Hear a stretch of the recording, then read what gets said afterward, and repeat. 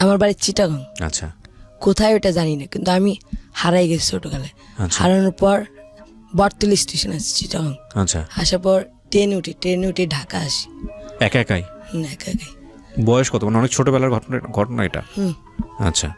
আসার পর আমি টঙ্গী স্টেশনে যাই। যাওয়ার পর ওখানে একটা সেন্টার আছে, সেন্টারে থাকি।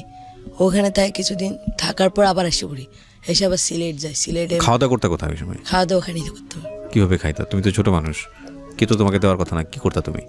তো সিলেটে গেছিলাম একা একাই। যাওয়ার পর সাধারণ মাদার আছে, সাধারণ মাদারে গিয়েছি। তুমি বুঝতা যে মাজারে গেলে খাবার পাওয়া যাবে? কেমনে বুঝতা? বুঝতাম না, ওখানে গেছি। যাওয়ার পর ওখানে থাকছি কদিন। থাকার পর ওখানে দেখি খাবার দেয়, ওইটা দেখি খাই। ওইটা খাওয়ার পর আবার ওখান থেকে এসে পড়ি। সে সদরঘাট যাই।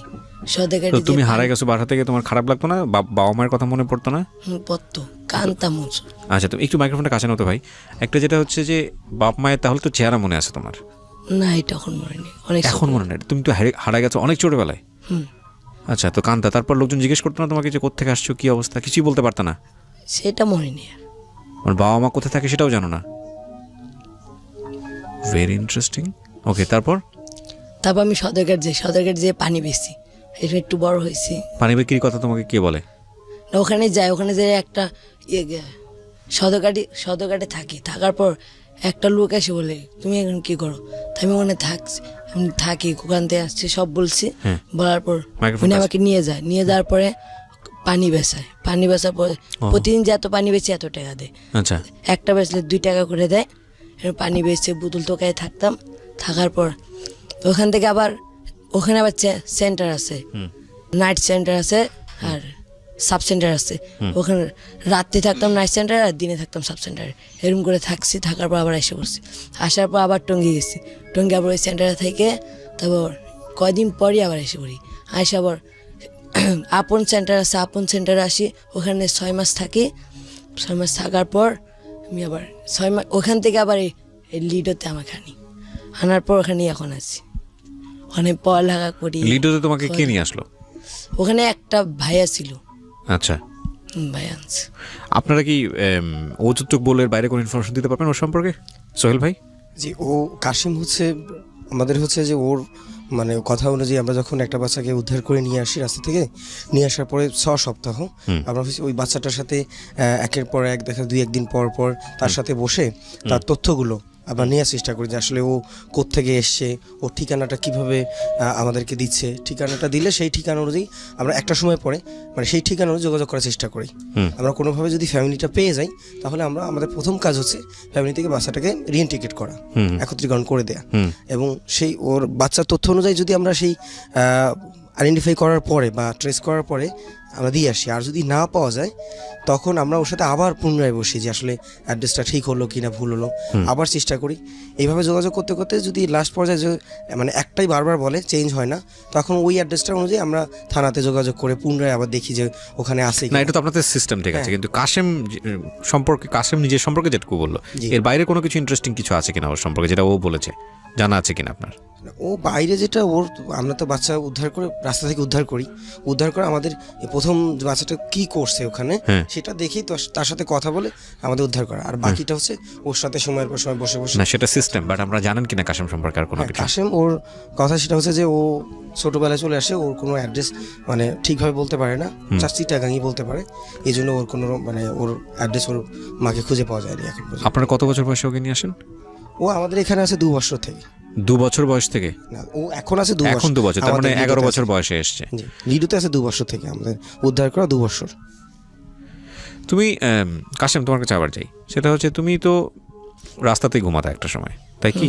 রাস্তায় ঘুমাতা, ওখানেই খাওয়া দাওয়া। কোনো অভিজ্ঞতা আছে? এখন তো প্রতিষ্ঠানে থাকো, সেটা ঠিক আছে। ওই সময় কিরকম মানে জীবনযাপন কেমন ছিল একটু বলো না আমাদেরকে। আমরা তো আসলে জানি না, আমরা শুধু দেখি। তো রাস্তায় থাকতে খাবার পাইতাম না, হ্যাঁ, কিছু পাইতাম না, কাপড় চোপড় পাইতাম না, আর অনেক কিছু পাইতাম না। তো থাকতে কেমনে ঘুমাইতা? ওদের রাস্তায় থাকতাম, একটা কাপড় পিঁধে থাকতাম, গোসল করতে পারতাম না, পানি মুনি পাইতাম না। তারপর ওদের আপনি আসে। তারপর কে নিয়ে আসে? আপু নিয়ে আসে? একটা ভাইয়া আমাকে আপনি নিয়ে যায়। আপনি আসার পর একটা ভাইয়া, হ্যাঁ, আপনি যাওয়ার পর ওখান থেকে আবার লিডোতে আমাকে আনি। আচ্ছা, তো ওই ভাইয়াটা কি তোমাকে কি বলেছিল? ভাইয়া বলছে, তুমি এখানে থাকো, তুমি এখন থাকো কেন, রাস্তায় থাকো তো ভালো না। রাস্তায় কত কিছু কত পুলিশে মারধর করে, পুলিশে যেটা পারে এটা করে। সেজন্য আমাকে ওখানে বলছে আমাকে একটা সেন্টার আছে, তুমি যাবা? আমি বলছি হ্যাঁ যাবো। তারপর যাই, ওখানে যাওয়ার পর মানে থাকার পর। তো তুমি যে এই যে রাস্তায় থাকতে রাতের বেলা একা একা, ঘুমাতে সমস্যা হতো না? না, ঘুমাতে কোনো সমস্যা হতো না? পুলিশরা মারধর করতো। পুলিশরা মারধর করতো আর করতো না, মানে ভূতের ভয় লাগতো না? তুমি তো অনেক ছোটবেলা।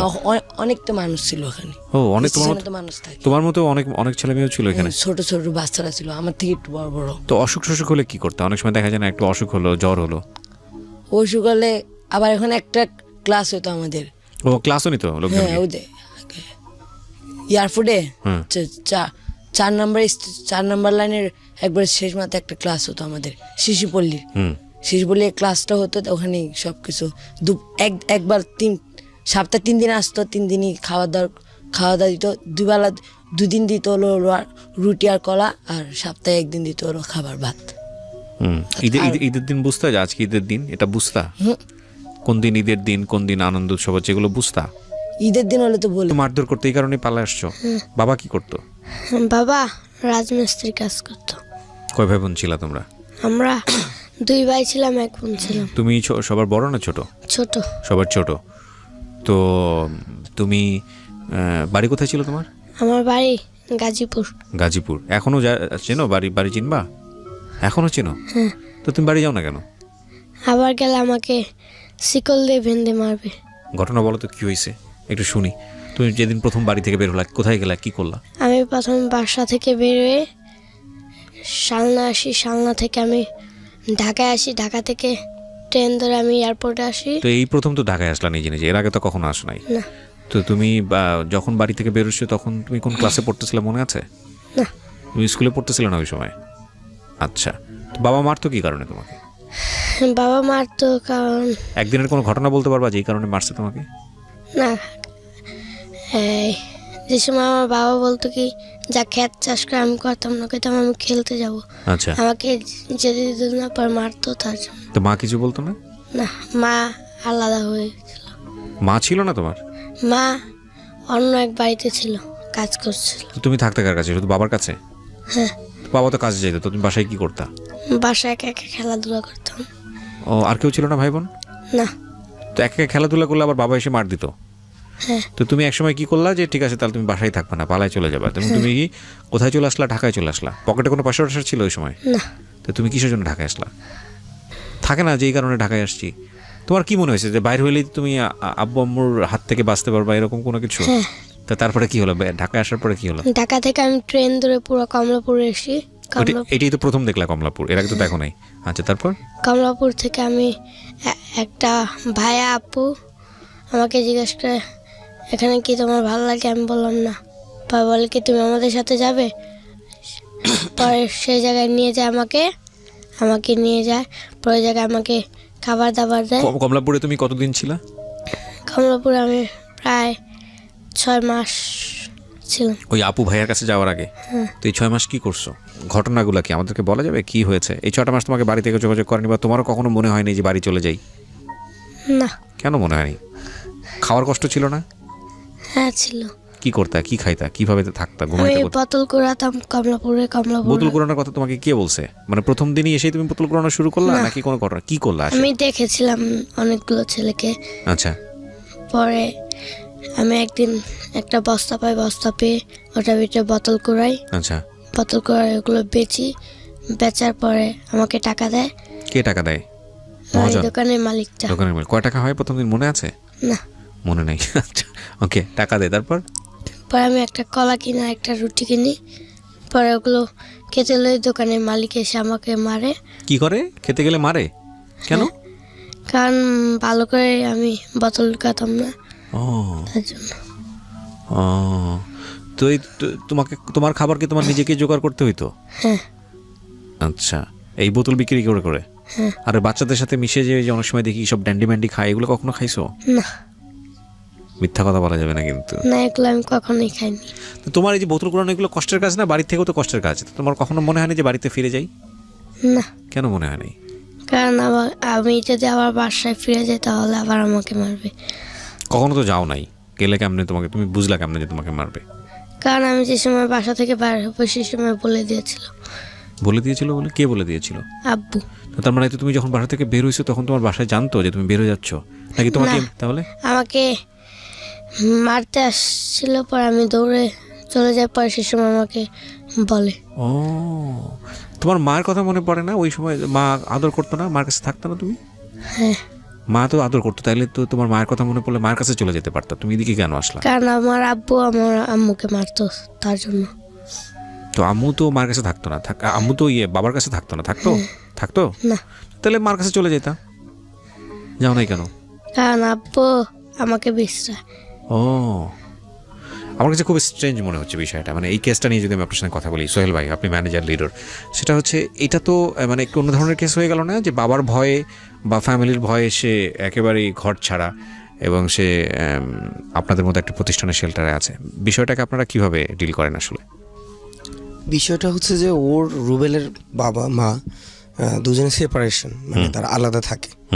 তো আলাদা থাকার পরে ওর হচ্ছে যে ওর মার কাছে গেলে ওর মা ওভাবে খাবার যে ওর জন্য জোগাড় দেওয়া সেটা ব্যবস্থা ছিল না। তো এরপরে ও হচ্ছে ওর বড় ভাইয়ের কাছে যায়, সেখানে ওর বড় ভাই ছিল মানে রিক্সা পুলার। তো ওর বড় ভাই ওকে ওখানে খাবার তো নিয়মিত হতেই না, কারণ সে রিক্সাপুলা তার ব্যাপার, তার ওয়াইফ ছিল।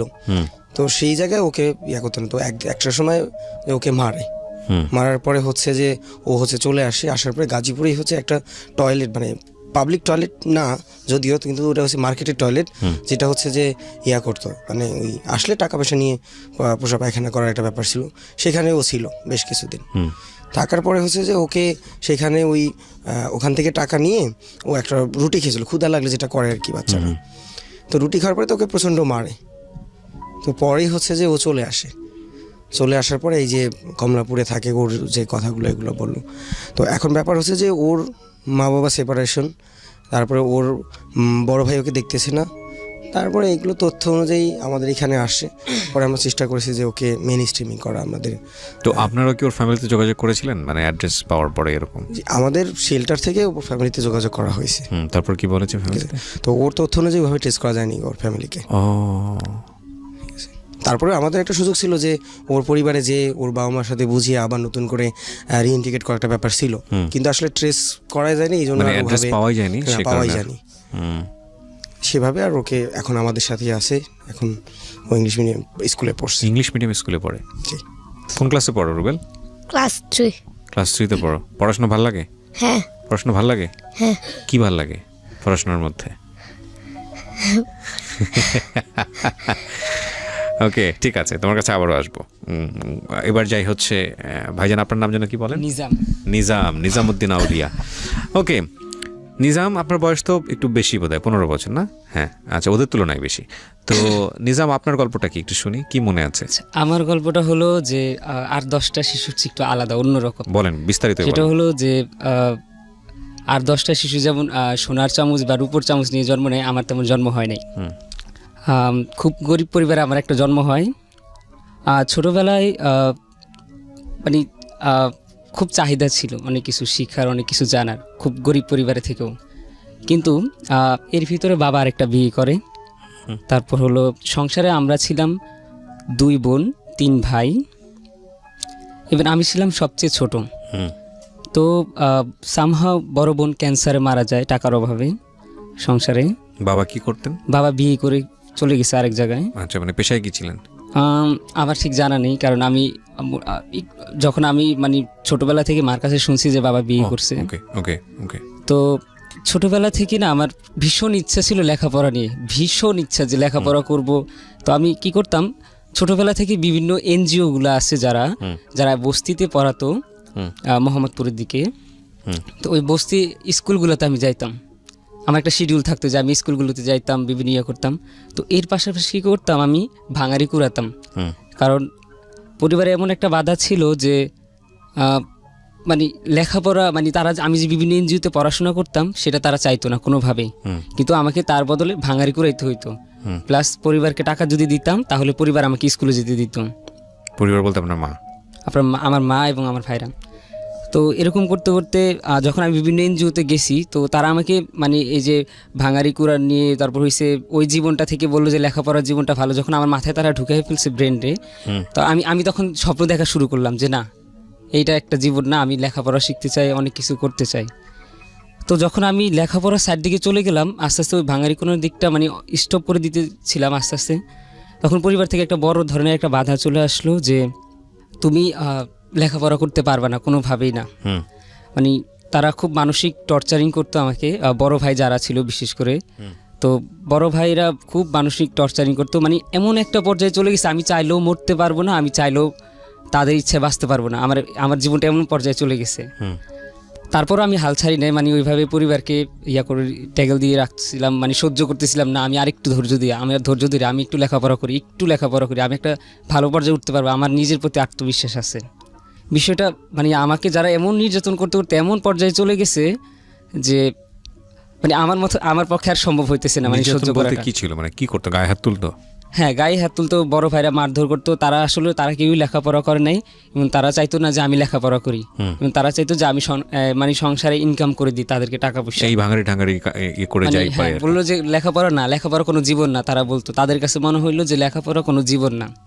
তারপর মানে এমন পর্যায়ে চলে গেছে তারা নানা রকম মানে মারধর করতো আমাকে, সব কিছু করতো, কিন্তু আমার মা কিছু বলতো না। আমার মা ছিল পুরো আমার বড় ভাইদের পক্ষে। তো আমি মাকে জিজ্ঞেস করলাম যে মা, আমি কি তোমার আপন ছেলে?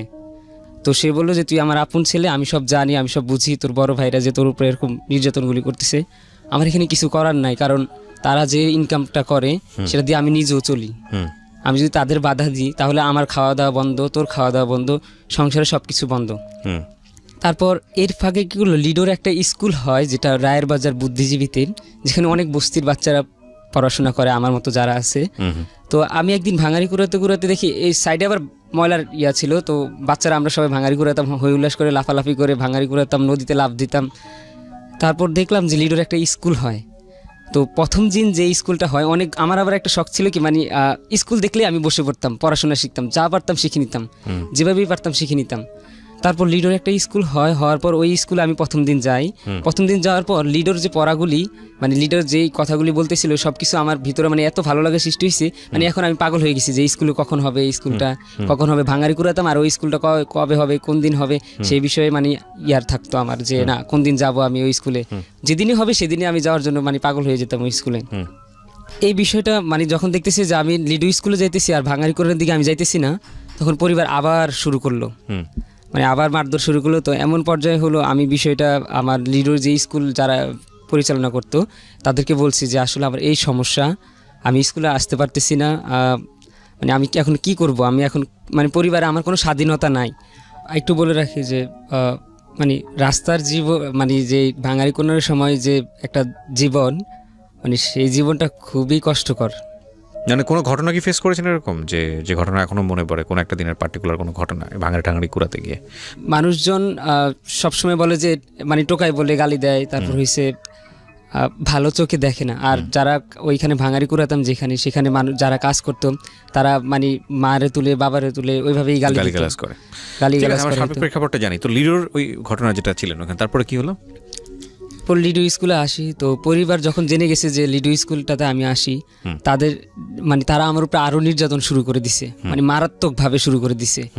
লিডো স্কুলে নিয়মিত ক্লাস করার পর পরিবার থেকে তো বাধা চলেই আসতেছে বারবার। তো এমন একটা দিন একটা রাত একটা সমস্যা হয়েছিল যে আমি যখন বাসায় আসলাম বললাম যে কোথায় গেছিলি, আমাকে বড় ভাই জিজ্ঞেস করতেছে। আমি বললাম যে ভাঙারিগুড়াতে গেলাম, ভাঙারিগুড়াতে গেছি, বলি কি যে টাকা দে। আমি টাকা দিলাম, তো ওই দিন আমি মনে হয় 90 টাকা পেয়েছিলাম। আচ্ছা। তো পাওয়ার পর ওই দিন ওই টাকাটা নিয়ে আমার বড় ভাই আমার গালের ভিতরে একটা চর মেরে দিল যে এত কম টাকা আনছোস কেন। তো আমি চুপ করেছিলাম, চুপ করে দাঁড়ায় তাকাইছিলাম। তারপর আমাকে খুব মারধর করলো ওই দিন রাতে। সেই রাতেই বুঝে গিয়েছিলাম যে আসলে এই পরিবেশটা, এই সমাজটা হয়তো আমার জন্য বেঁচে থাকার মতন না। তো তার মানে আপনার ফ্যামিলি এখনো আছে, এক্সিস্ট করে? আমার এখন তারা কোথায় থাকে জানিও না, কারণ কতদিন যাবত ফ্যামিলি থেকে দূরে? আমি লিডোর ফ্যামিলি থেকে চলে আসছি আজকে 8 বছর। আচ্ছা, প্রিয় শ্রোতা, আমরা একটা বিরতি নেব। আজকে আপনারা একটা বিশেষ এপিসোড শুনছেন। আমি আরেকবার আপনাদেরকে মনে করিয়ে দিতে চাই, এই যে ছেলেমেয়েরা এখানে এসছে, ফুল টিমটা এখানে আসেনি, বোধহয় 1-2জন বোধহয় বাদ পড়েছে। কয়জন? 1জন বাদ পড়েছে। ওর কি পরীক্ষা ছিল বা কোনো কিছু, ওর এসএসসি পরীক্ষা, ও একজনকে আমরা মিস করেছি। আমরা চাইলে ওকে নিয়ে আসতে পারতাম, কিন্তু যেহেতু ওর পরীক্ষা চলছে সুতরাং আমরা ওকে প্রেশার দিতে চাইনি। এই যে 7জন, সাথে আরও 2জন হচ্ছেন ওনাদের কনসার্ন, এই 8জনের যে টিম, এই পথশিশু, এরা কিন্তু আমাদের বাংলাদেশ থেকে selected for ICC world cup. এবং আইসিসি এই পথশিশুদের নিয়ে আগামী এপ্রিল থেকে এই ওয়ার্ল্ড কাপটা লঞ্চ করতে যাচ্ছে, যেখানে আমাদের দেশের শিশুরা সিলেক্টেড হয়েছে এবং এই শিশুরা অন্যান্য দেশের শিশুদের সঙ্গে খেলবে। এটা আমাদের অত্যন্ত সম্মানের। যেটা হচ্ছে ওর ফ্যামিলিতে ফেরত দেওয়া, ফ্যামিলিতে নিয়ে যাওয়া। তো আমাদের যদি এরকম একটা কখনো আসে যে শিশু ফ্যামিলিতে যাওয়ার পরে আমরা দেখি যে বাচ্চাটাকে, তাকে টেক কেয়ার করা, বাচ্চাটার দেখার মতো তার পড়াশোনা কন্টিনিউ করার এরকম অবস্থা নেই, তখন আমরা সেই বাচ্চাটাকে চেষ্টা করি যে পরিবারে রেখে বা তাদের ওই ফ্যামিলিতে রেখে তাকে পড়াশোনা কন্টিনিউ করানো যায় কিনা। এবং যদি যায় তাহলে আমরা চেষ্টা করি যে ওই ফ্যামিলিকে কিছু টাকা দিয়ে যাতে ওর পড়াশোনার খরচ বা ওর নিউট্রিশনের যে একটা অভাব হতে পারে সেই জায়গাগুলো ব্যাকআপ দিয়ে যদি ওর পড়াশোনাটা কন্টিনিউ করা যায়, এবং সেটাও দেওয়ার পরে, সেটা দেখার পরে যদি দেখি যে না ওখানে এটাও সম্ভব না, তখন ওই বাচ্চাটাকে আমাদের লিডোতে নিয়ে তাকে পড়াশোনা কন্টিনিউ করা। কিন্তু এতে যদি পরিবারের আপত্তি থাকে, পরিবারের আপত্তি ওরকম থাকে না, কারণ ওর বড় ভাই তারা পড়াশোনা যাচ্ছে, মা ওভাবে চাচ্ছে না টাকা পয়সা। এখন পরিবারটা প্রথমত একটা ব্যাপার যে পরিবারে থাকলে তাকে টাকা দিতে হবে, আর দ্বিতীয় হচ্ছে যে যদি সে না থাকে, তাকে খাবার যদি না দিতে হয়, সেটা তার মতো সে থাকলো, এরকম একটা ব্যাপার। আচ্ছা, তোমার পরিবার বলে দিয়েছিল, পরিবার বলে দিয়েছিল যে তুমি যেখানে 2 চোখ যায় সেখানে চলে যাও। আমার মা আমাকে বলতো রাতে কান্না করার সময় পাশে, মার পাশে যখন ঘুমাইতাম, মা বললো যে যেখানে 2 চোখ যায় চলে যা, কারণ আমি নিজেও জানি যে এই সমাজটা, এই পরিবেশটা তোর জন্য না। তো আমরা যেখানে ছিলাম নিজামউদ্দিনের পরে আমরা যাব হচ্ছে সানিয়া মির্জার কাছে, রাইট? তুমি তো সানিয়া মির্জা, সানিয়া মির্জার নাম আমার মনে আছে। তো সানিয়া, তোমার স্টোরিটা কি আসলে? আমার যতটুকু মনে আছে, আমি ছোটবেলায় বাবা মার কাছে ছিলাম। আমরা 7 ভাই বোন ছিলাম। তো হঠাৎ একদিন আমার পা হাত কেটে যায় দুর্ঘটনায়। আমার বাবা কাজ করতেছিল, ওখানে আমি গিয়ে মানে হাতটা কেটে যাওয়ার পরে আমার পিছনে অনেক টাকা খরচ হয়, মানে জমি জমা যা যা ছিল আর কি বিক্রি করার পরে আমরা তো গরিব হয়ে গেলাম। ও তোমার জন্যই খরচ করে? হ্যাঁ। কোন হাত কাটে তোমার? বাম হাত? বাম হাতটা কেটে গেছিল। কি দিয়ে কাটে তোমার মনে নেই? মনে নেই যে ধান কি যেন কাটে না, তো ওইখানে ধানের কাঁচি দিয়ে মা আমাকে বলে যাও তোমার বাবাকে ডাকে নিয়ে আসো, দুপুরে খাবার খাবে। আমি খালি গায়ে নাচতে নাচতে যাইতেছিলাম, আর এক পাশে দিয়ে ডাকার তালে ছিলাম, আর একদিকে এইদিক দিয়ে কি খেয়াল করিনি। পরে কাটে যাওয়ার পরে আর কিছু বলতে পারি না। পরে অনেকদিন পর দেখি যে আমি হাসপাতালে। পরে হাসপাতালের পরে সবাই বাড়ি, তবে হাসপাতাল থেকে আবার বাড়ি আসলাম। বাড়ি আসার পরে তো গরিব সবাই, পরে সরকারের একটা জায়গা আমরা যাই, সেটার নাম যেন কি, মানে সরকার বাড়ি করে দিয়েছে, পরে ওখানে আমরা যাই। ওখানে যাওয়ার পরে কয়েকদিন পর মা প্রেগনেন্ট হলো, তারপরে মার বাচ্চা হলো, বাচ্চা হওয়ার সময় মা মারা গেল। পরে মা মারা যাওয়ার পরে এখন বাবা তো এই 7 ভাই বোন, আবার এই সরকারি জায়গায় থাইকা বাবা আবার কৃষিকাজ করতো।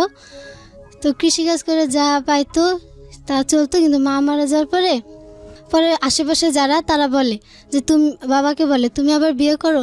আবার আরেকজন বলে যে এত বাচ্চা তো তুমি পালতে পারবে না, আমাদেরকে দিয়ে দাও।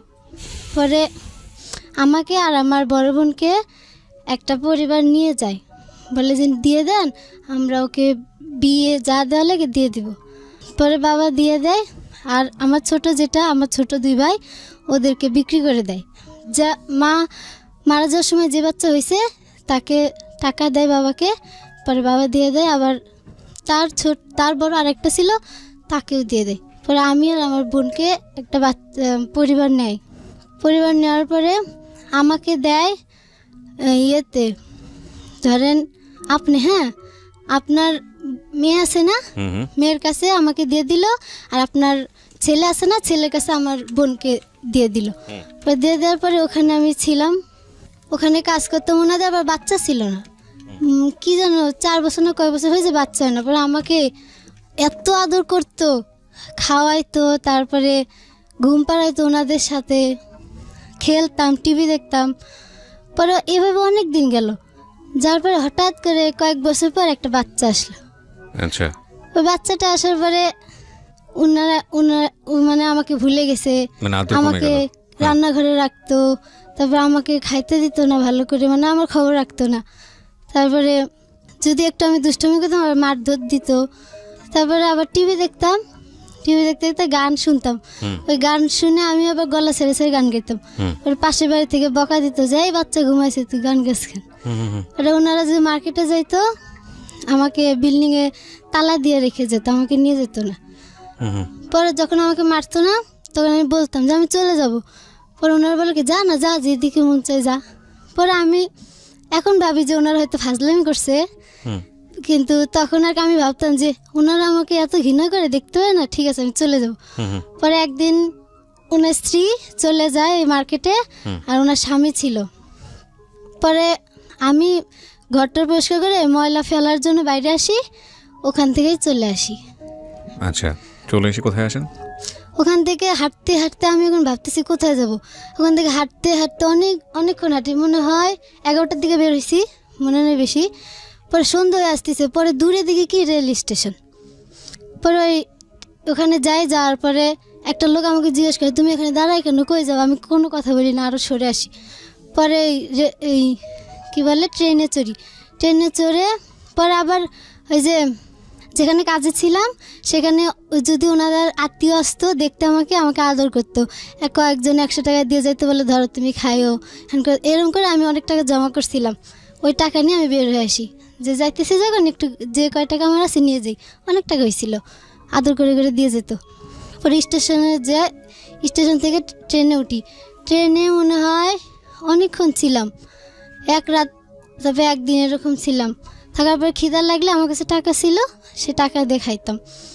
পরে রাতে ঘুমাইছি ট্রেনে, ঘুমানোর পর উঠে দেখি যে ওই যে কমলাপুর আছে না, নামও জানতাম না যে এটা কমলাপুর।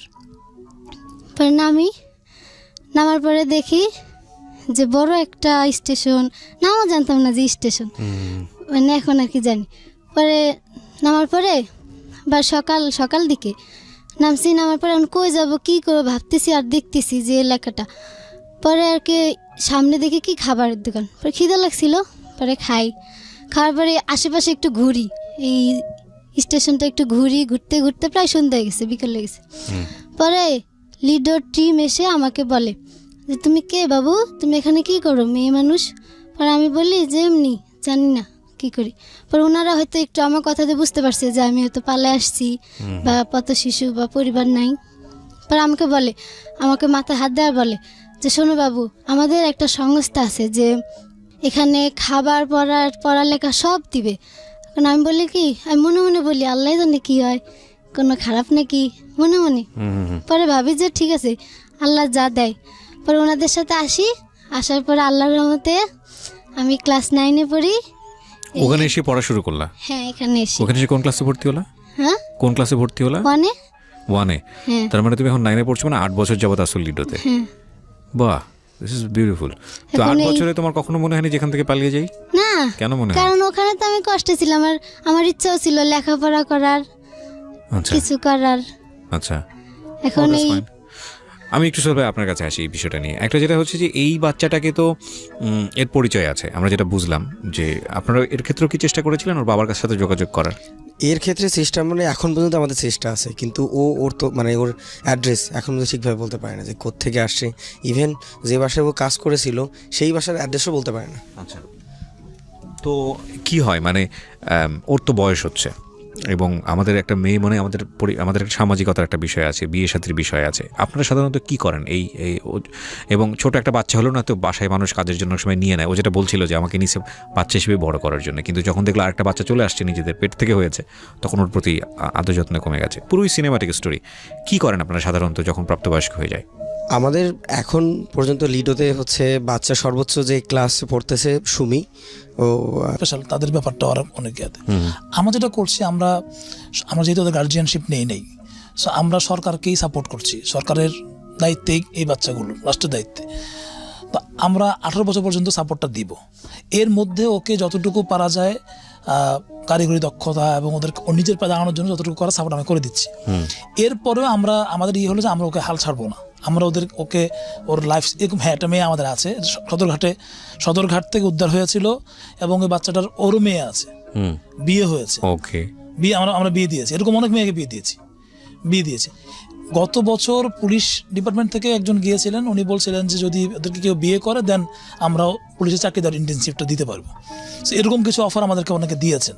সো আমরা চাচ্ছি যে এই বাচ্চাগুলোকে আসলে দয়া করে না, বরং ওদের নিজেদের সংক্ষমতে যেন বিয়ে করতে পারে। সেই জন্য আমরা যতটুকু মানে এই যে ওরা ক্রাফটে কাজ করে, ভালো ক্রাফট তৈরি করতে পারে, কম্পিউটার কাজ জানে, আরও কিছু কাজ জানো, যদি ওরা নিজস্ব, আমার চাচ্ছি ওরা যদি কোন টাকা নিয়ে আমাদের বলে যে না বিজনেস করবো, আমরা সাপোর্ট দেবো, যেন ওর মতো করে নিজের জায়গা তৈরি করে যেতে পারে।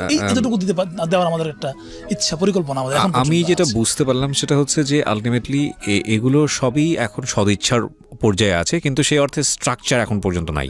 স্ট্রাকচার বলতে আমি যেটা বোঝাচ্ছি, লাইক 18 বছর পর্যন্ত আপনাদের যে পরিমাণ আপনারা সাপোর্ট দিয়ে একটা সিস্টেমেটিক ওয়েতে নিচ্ছেন, 18 বছর পরে একটা মেয়ে সংসার জীবনে গিয়ে অনেক সময় সে বিপদের মধ্যে পড়তে পারে, তারপরে সে কোথায় যাবে যদি সংসার জীবন থেকে ফিরে আসতে হয়, সেই জিনিসগুলো, সেই জিনিসটা আমাদের আসলে কি, আমাদের এই যে পিস হোমটা, এই পিস হোমের যে ফ্যামিলি এনভায়রনমেন্টে বড় করা, আগে যেগুলো সাপোর্ট দিয়েছে সেগুলো ভিন্নভাবে ছিল, কারণ আমরা তো উদ্ধার করেছি এ পর্যন্ত প্রায় 2000 বাচ্চা আমাদের যে প্রক্রিয়ার মধ্য দিয়ে 4 বছরের ইয়েতে বলি, তো এর মধ্যে প্রায় 600 বাচ্চা তো ফ্যামিলিতে গেছে, বাকি 1300-1200 বাচ্চা আমরা তো 1400 বাচ্চা পাইনি, ওদেরকে আমরা শেল্টারাইজ করেছি বিভিন্ন জায়গায়।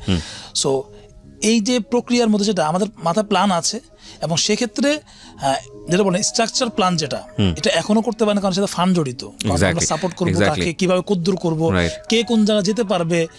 আবার অনেক বিষয় আছে, অনেকগুলো বাচ্চা আবার শারীরিকভাবে অনেকগুলো অসুস্থতা আছে বিতর্কত, এদের চিকিৎসাটা অনেক, আমাদের বাচ্চা এখনো ক্যান্সারের পেশেন্ট আছে নাকি? হ্যাঁ, এরকম 2টো বাচ্চা আছে, লিউকোমিয়া আছে। ওরা কি জানে বিষয়টা? রক্ত ওরা জানেই তো বোধহয়। আচ্ছা, আমাদের একটা বাচ্চা আছে ফরিদ বাবু নাম, সেই বাচ্চাটার হচ্ছে আপনার ওর প্রতি মাসে 1 ব্যাগ করে ব্লাড দিতে হয় ওর শরীরে, তো ও হচ্ছে ক্যান্সার, ও জানে। ওর ফ্যামিলির ঠিকানা পাওয়া যায়নি? না, ওর ফ্যামিলির ঠিকানা পাওয়া যায়নি, ওরও ঠিক ওর যে অ্যাড্রেস অনুযায়ী আসলে আমরা প্রথম কাজ আমরা হচ্ছে ওকে ফ্যামিলিতে খুঁজে বের করে, ফ্যামিলিতে দেওয়া। হ্যাঁ, সেটা তো জানি আমরা। সেইভাবে ওই বাচ্চার ইভেন আরেকটা বাচ্চা আছে আমাদের, নাম হচ্ছে রিপন, ও হচ্ছে এখন শিশু হাসপাতালের অ্যাডোলেসেন্ট ডিপার্টমেন্টে 11 নম্বর বেডে আছে। এই বাচ্চাটাও হচ্ছে আপনার মস্তিষ্কে পুঁজ জমে গেছে, এই কারণে বাচ্চাটা মৃত্যুর সাথে পাঞ্জা লড়ছে, এবং আমাদের নিজেদের থেকেও আমরা খুবই চেষ্টা করতেছি, এবং এর একবার MRI করা হলো, CT স্ক্যান করা হলো, আরও অনেকগুলো টেস্ট করে ওর ট্রিটমেন্ট চলছে। ডাক্তার বলছে যে ওর যদি অ্যান্টিবায়োটিকে ঠিক হয় তাহলে ঠিক হবে, না হলে রিসেন্ট অপারেশন করতে হবে। ইভেন আবার MRI দিছে, তো একটা MRI করতে গেলে প্রায় 10,000 টাকা খরচ হয়। তা আমাদের এই অর্গানাইজেশন এমন একটা পর্যায়ে পড়ে গেছে, আমরা চেষ্টা করতেছি, কিন্তু আমাদের ফান্ডের একটা খুবই ক্রাইসিস। আমি একটা জিনিস যেটা বুঝতে পারছি আপনাদের সঙ্গে কথাবার্তা বলে, আমি সানিয়া মির্জা থেকে আরও সামনের দিকে আগাবো, সেটা হলো যে প্রিয় শ্রোতা, এরা একটা শেল্টারে আছে এবং থাকে, যাই বলি না কেন আমরা, সেটা হয়তো রাস্তার চাইতে একটা ভালো জীবন, ডেফিনেটলি ভালো জীবন। অন্তত 18 বছর পর্যন্ত তাদের একটা নিশ্চয়তা আছে, কারণ এরা পড়াশোনা করছে এবং অনেকে SSC পরীক্ষা দিচ্ছে, অনেকে ইন্টার পরীক্ষা দিচ্ছে, এখানে ক্লাস 9-এ পড়ছে সানিয়া মির্জা। তো এগুলো অনেক মানে শুনতে ভালো লাগে, বলতে ভালো লাগে, কিন্তু ভবিষ্যৎ জীবন বলে যে বিষয়টা, সমাজের সাথে মিশে যাওয়ার যে জীবন, সমাজের মেইন স্ট্রিমে চলে আসার যে জীবন, নাগরিক অধিকারের যে জীবন, সেই জীবনটি এখনও প্রশ্নের ঊর্ধ্বে নয়। সানিয়াটা আমরা শুনলাম, এরপরে যিনি আছে, আপনার নামটা সুমি রাইট? জেসমিনের কাছে মাইক্রোফোনটা দেন। হ্যাঁ, তো জেসমিন, আপনার ঘটনাটা আসলে কি? আমি যখন ছোট ছিলাম তখন আমি জানি না আমার মা বাবা মারা গেছে না বাচ্চা আছে, কিন্তু যখন ছোট ছিলাম তখন মামা মামির কাছে ছিলাম। তো মামা মামি বড় করছে, পারলাম মানে কি 8 বছর পর্যন্ত ছিলাম ওই জায়গায় আর কি। তো বড় করছে, তখন আমার একটা 3 ভাই ছিল, মানে আপন না, মামা মামির ছেলে ছিল। তো ওইখানে মানে কি বড় হয়েছি, তো ওরা মানে মারতো, অনেক মারধর করতো, তখন আমিও মারতাম, আমি আবার ছাড়া দিতাম না, মারতাম, কিন্তু তারপরেও ওরা বেশি আমার মারতো।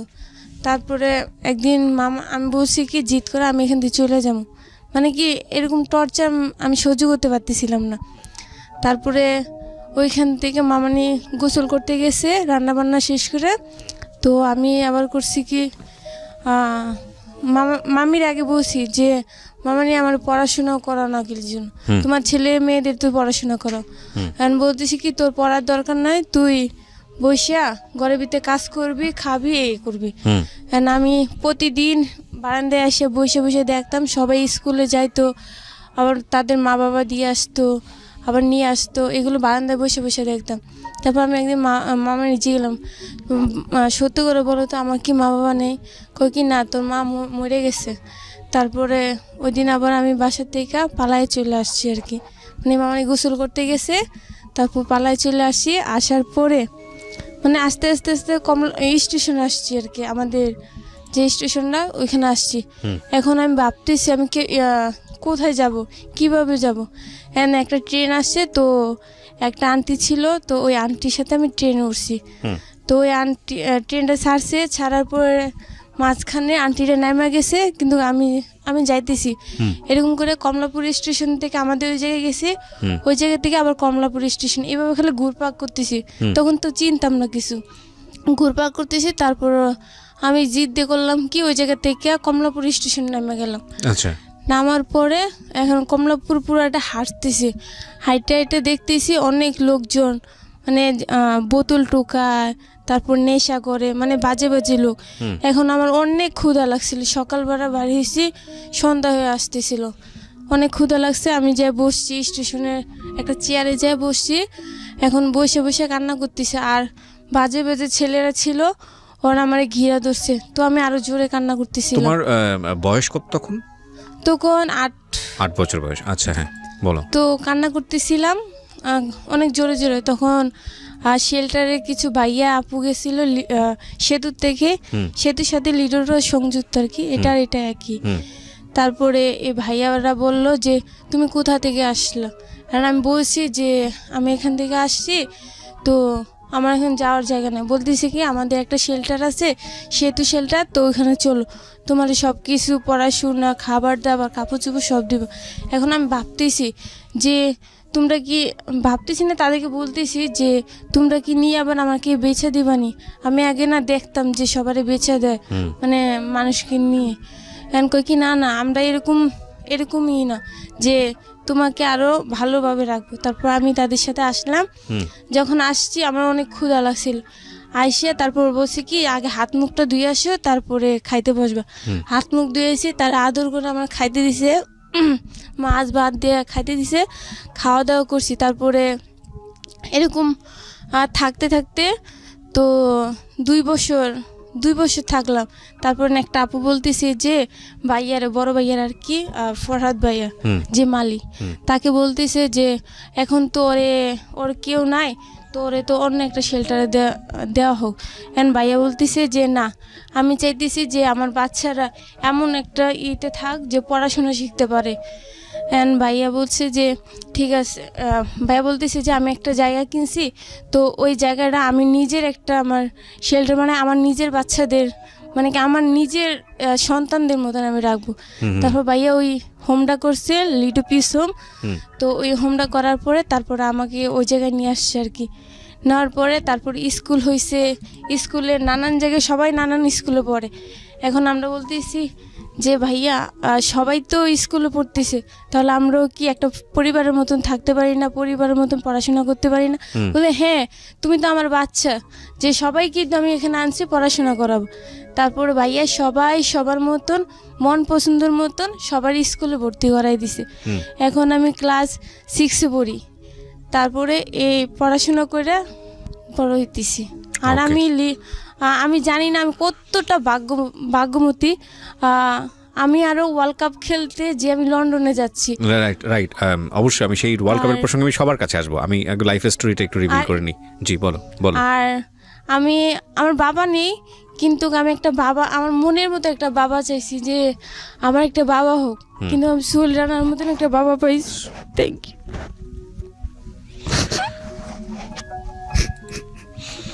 You. Thank you so much. আমার মনে হয় সোহেল ভাই আপনার জন্য এটা একটা বিশেষ, কতগুলো ছেলেমেয়ের সঙ্গে আপনি ভাবে যুক্ত? আপনি যেহেতু লিডার ম্যানেজার, আপনার কাছে একটু আসি প্লিজ, বলেন কতগুলো ছেলেমেয়ের সঙ্গে আপনি ভাবে জড়িত? পিস হোমে আছে এখন পর্যন্ত 52 জন বাচ্চা। ওরা হচ্ছে বিভিন্ন বয়সের, একেবারে 2 বছর থেকে শুরু করে আপনার 16-17 বছর মানে 16 বছর পর্যন্ত আছে বাচ্চা আচ্ছা, তোরা আছে। তো কতগুলো এরকম কতগুলো আছে? 52 জন বাচ্চা আছে। 52 জন। এই 52 জনের সাথে আপনার ডিল হয় সরাসরি? হ্যাঁ 52 জন। কি কাজ করতে হয় আপনার ওখানে বেসিক্যালি? এখানে হচ্ছে যে আমি এটা ম্যানেজার হিসেবে আছি, এটা পরিচালনা করতেছি। আর আমার সাথে মাদার আছে 5 জন। হ্যাঁ, তাদের ওই mother মা হিসেবে- একটু ভাগ করে দেওয়া থাকে এই কজনে জি, মাদার হিসেবে ভাগ করা আছে।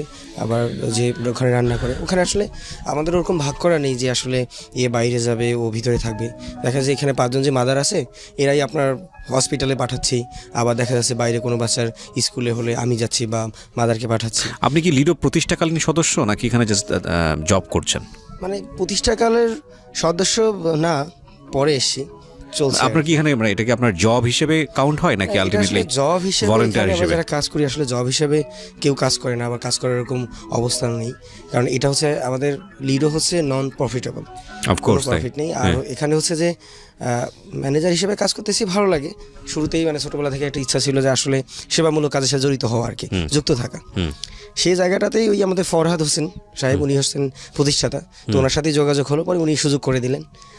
আর এই পিস হোমটাতে আসি ম্যানেজার হিসেবেই।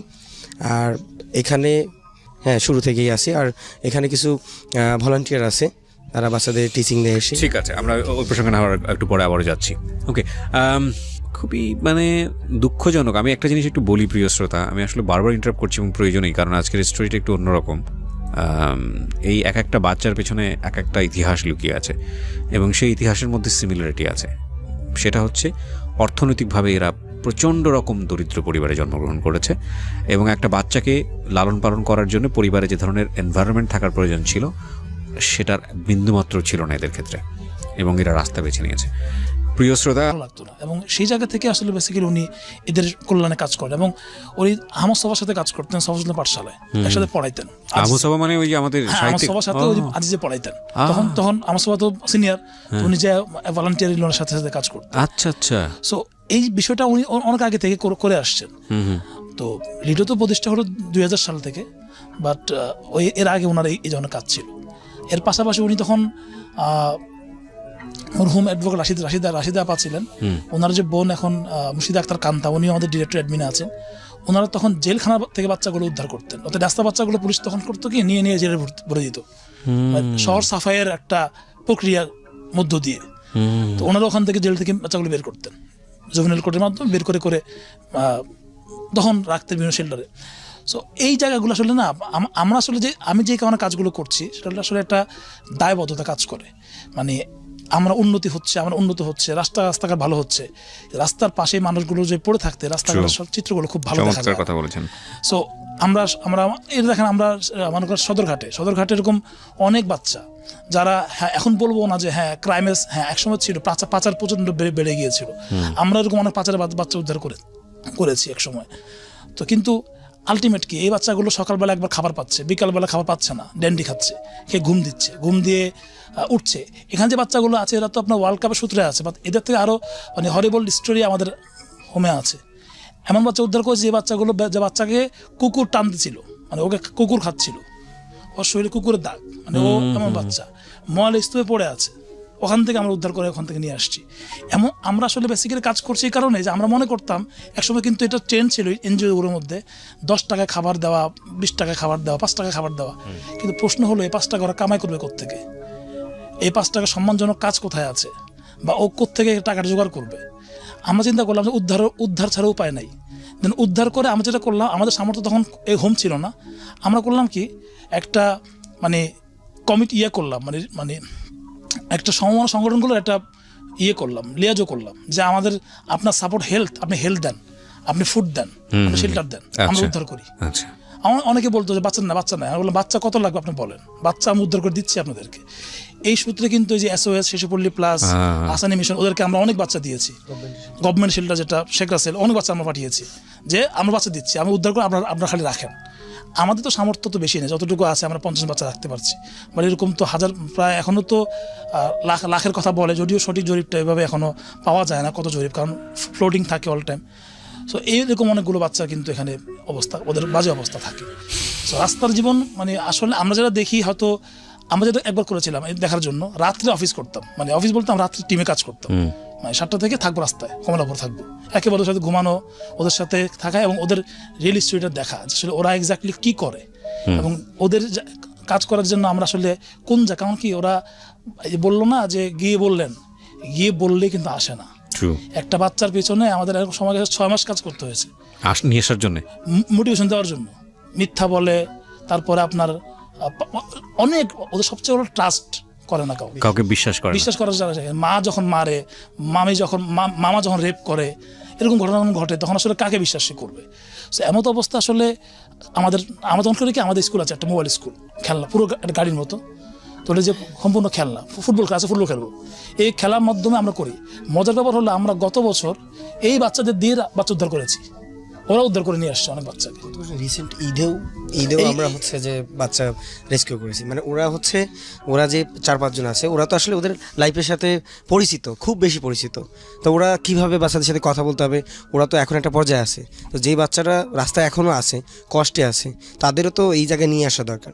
তো আমাদের চিন্তা হচ্ছে যে আমরা ওদের পাঠিয়েছিলাম, যে ওদের মধ্যে সেই একটা ব্যাপার আছে, স্পিড আছে, যে ওরা একসময় কষ্ট ছিল, এখন মোটামুটি ভালো আছে, ওরা আরেকটা বাচ্চাকে যে বোঝাতে পারবে, মোটিভেশন খুব তাড়াতাড়ি দিতে পারবে, তো পাঠিয়েছিলাম, ওরা সফল হয়ে বাচ্চা ওখান থেকে উদ্ধার করে নিয়ে এবং এসেছে। গত ঈদে আমরা ওদের দিয়ে গরুর গোশত বিতরণ করেছি, কাপড় দিয়েছি। মানে গত 1 বছর আগে হয়তো ওরা নিজেরা লাইনে দাঁড়াচ্ছিল, আমরা ওদেরকে চাচ্ছিলাম এবার এম্পাওয়ার করতে, ত্রাণ দিতে গেছে সিরাজগঞ্জে, ওদেরকে আমরা নিয়ে গেছি, ওরা নিজেদের ত্রাণ দিয়েছে। সো আমার চাচ্ছি যে এটা করার জন্য যেন ওরা নিজেরাই আসলে, কারণ ওদের আসলে স্পেসটা কেউ দিচ্ছে না, যে স্পেস দেবে, স্বীকৃতি বিষয়টা, শিক্ষা খাবার অনেকে হয়তো দেয় অনেকভাবে, অনেকে শিখে, বাট ওকে একটা স্বীকৃতি দেওয়া, বা যে হ্যাঁ তোমার জায়গায় তুমি ঠিক আছো, বাট এই বিষয়টা মানে যে দয়া না বা ঘৃণা না, বাট আমি ওই জায়গাটা দেওয়া, এই জায়গাটা আসলে দেয় না, আমার চাচ্ছি ওটা দেওয়ার জন্য। এবং এখানে যেটা হয়েছে, আমরা যেটা করি ওরা জানে, আমি বললাম যে এটা ওদের বাড়ি, হোম বলি, ওরা নিজের বাড়ি নিজেরা ঝাড়ু দেয়, পরিষ্কার করে, কখনো কখনো রং করা হলে ওরা নিজেরাই বলে, নিজেরাই রং করে, নিজেরাই নিজেরা রং করে। এবং মানে একবার আপনি এক সময় গেলে হয়তো বুঝবেন বা দেখবেন যে আমরা এটা চাচ্ছি যে এরকম করার জন্য, কারণ এরকম বাচ্চাদেরকে ধরে রাখা অনেক টাফ, পালিয়ে যায় অনেক বাচ্চা। একটা কাজ করতে পারেন কিনা, যে আপনি আমাকে যাওয়ার কথা বললেন, আমাদের সাধারণ ছেলেমেয়ে যারা আছে ওদের বয়সী, স্কুলে পড়ে, আমি ইদানিং দেখলাম এই কিছুদিন আগে আমাদের খুব শ্রদ্ধেয় বিজ্ঞজন শাইখ সিরাজ, কৃষি কাজ করেন যিনি, উনি নতুন একটা কাজ হাতে নিয়েছেন, নতুন হয়তো আমি নতুন চোখে পড়েছে, স্কুলের বাচ্চাদের নিয়ে উনি মাঠে যান, ক্ষেত খামারে যায়, এবং যেসব বাচ্চাদেরকে নেয় যাদের ক্ষেত খামারে যাওয়ার কোনো সম্ভাবনাই নাই, হ্যাঁ, খুব মানে ইংলিশ মিডিয়াম স্কুলে পড়ছে, হয়তো জীবনে কোনোদিন যাওয়ার সুযোগ হতো না, ওদেরকে নিয়ে গিয়ে চাষবাস করায়, এবং ভেরি ইন্টারেস্টিং, আলু বুনছে এবং আলু যখন তুলছে, এই 2টা সিজন, খুব আমার কাছে মনে হচ্ছে দুর্দান্ত একটা কনসেপ্ট। তো আপনারা এই যে একেবারে আমাদের এই যে সোসাইটিতে বড় হচ্ছে, সব সুবিধাপ্রাপ্ত ছেলে মেয়ে যারা আছে, এদেরকে কখনো এদের সাথে কমিউনিকেট করার জন্য এদেরকে নিয়ে যাওয়া? আমরা যেটা করছি কি, আমরা এই যে আমরা রিসেন্ট একটা পিঠে উৎসব করেছিলাম, আমরা চেয়েছিলাম যে ওখানে অনেকে মানে আসুক এই জায়গাটায়, এবং অনেকেই চেষ্টা করে আসে, এবং কদিন আগে আপনার অনেক মা, হাই সোসাইটির মারাও আসছেন, যে আমি বললাম কেন আসছেন, বলে মেয়েটাকে দেখাইতে জীবনটা এরকম, দেখাইতে অনেকে নিয়ে আসেন। বাট আমরা আসলে হয় কি, আসলে ছোট সংগঠন এবং এতগুলো বাচ্চার দায়বদ্ধতা, কারণ 50টা বাচ্চা থাকতেছে, পড়তেছে, খাচ্ছে, যাচ্ছে, এটা একটা বিশাল ব্যয়বহুল জায়গা থাকে। সো এমন অবস্থা আসলে অন্য অনেক বিষয় চিন্তা ভাবনা করতে আসলে সহজ হয় না। সবাই মিলে যদি মানে এগিয়ে আসে তাইলে এটা সম্ভব। আর একটা বিষয় হলো কি, এদের স্কুলে ভর্তি যখন করে, জিনিস নিয়ে স্কুলে পড়ে, এটা আরো চ্যালেঞ্জিং বিষয়। ইংলিশ মিডিয়ামে বাচ্চাগুলো পড়বে, ওদেরকে মেনে নিবে ওরা, মানে এই জায়গাটা একটা এখনো কিন্তু বড় দেয়াল আমরা কিন্তু ফেস করতেছি।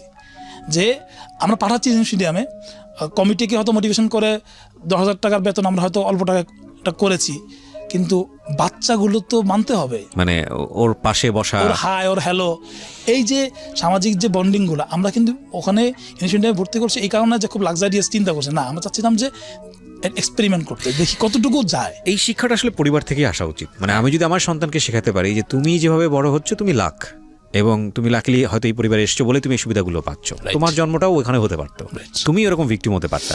সো ওকে যদি ওই টেস্টটা দেওয়া যায়, এবং ওকে যদি বলা যায় যে জীবনে হরেক রকমের অভিজ্ঞতা নিয়ে বড় হওয়াটাই হচ্ছে জীবন, হ্যাঁ, তুমি যদি বুঝতে পারো যে একজন স্ট্রিট চাইল্ড কীভাবে বড় হয়, একজন শেল্টার পাওয়া চাইল্ড কীভাবে বড় হয়, একটা হোমলেস চাইল্ড কীভাবে বড় হয়, এবং তুমি কীভাবে বড় হচ্ছ, তখন তুমি মানুষের জন্য কাজ করতে পারবে। আমি একটু এখানে অ্যাড করি, আমাদের কিন্তু এরকম বাচ্চা, যে বাচ্চা ঢাকা 5তলা বাড়ি আছে, আর ইউ শিওর? হ্যাঁ, কিন্তু যেহেতু সে শিশু, সো তার ক্লেম করার সুযোগ নাই, এবং আমরাও তার পক্ষে কিছু বলতে পারি না, কারণ ও তো এখনো বড় হয় নাই। আচ্ছা আচ্ছা, আই নো দ্য কেস, মানে আলটিমেটলি ওকে বের করে দেওয়া হয়েছে যাতে করে কোনোভাবে প্রপার্টি নাই। কোনো অধিকার সে না নিতে পারে। মা নাই।